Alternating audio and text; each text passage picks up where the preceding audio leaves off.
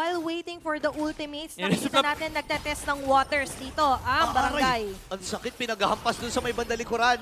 At ngayon ay malaya na ata makukuha ng Team Falcons. Yung unang bagong ng laban, pero si Flap TC. Grabe Ay, si naku! Flap! Yun yung escape mechanism na meron talaga kapag may chip ka. Tinakbo. Na pwedeng ibigay ng information. And while waiting, in less than a minute, magre-respond ng pangalawang pagong sa laban na to. Parang Grabe. alam ni Kyle TC na may tao doon, ni-retry ka agad. Jackdo ay nakuha at naging first blood. Ang si Q naman napang-flicker din. River Manipulation na gamit ni Ukir.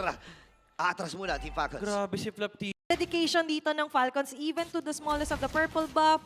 Kahit nga yung Ala, mga tore dito ay talagang targetable. At si Jom ang Ay, wow! nakuruhan. Wow! Wow, grabe Suwabe lang. The outplays. Oy. Ang tindi naman ni Big J dito. Walang Hilda rito. So, go time for Smart Omega. Alam niya ito! Ay! Oh my goodness!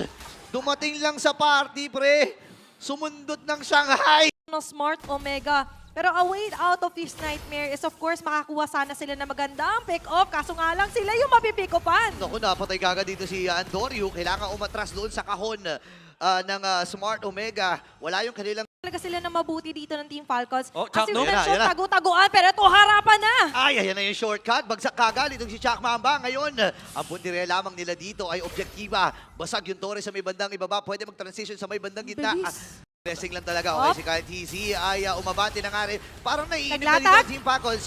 Andito yung paghagis Chakno! dito ni Chakno, pero matutunan mo siya. Nauna na kagad dito si Chuck Mamba. Si Super Macmac ay napatay din. At si Andorio ay natunaw. Double kill para kay Kyle TZ. Tatlo na lang ang naatasan para to defense. Uhuli talaga dito May Moscow, may ang Moscow. versus Smart Omega. Pero Sa si baba. Moscow, si Jom! Sa baba, naging punteriya kaagad nila dito. Nakuha na rin yung Lord mula sa Team Falcons. Grabe yung diversion play. Oo. Sinolo ni Balik Kyle dito. TC yung Lord. Emergency button. Pagkakita nila, dead body found.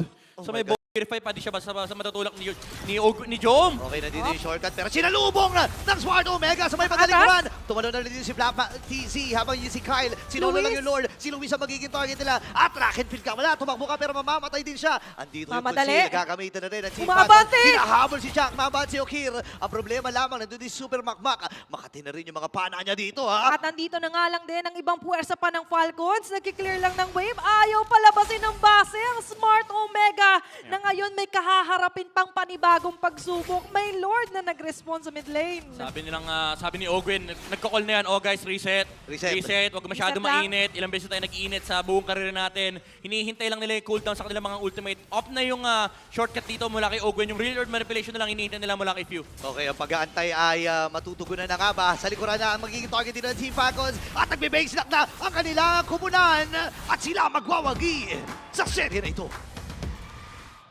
Team Falcons securing a 2-0 sweep laban sa Smart Omega.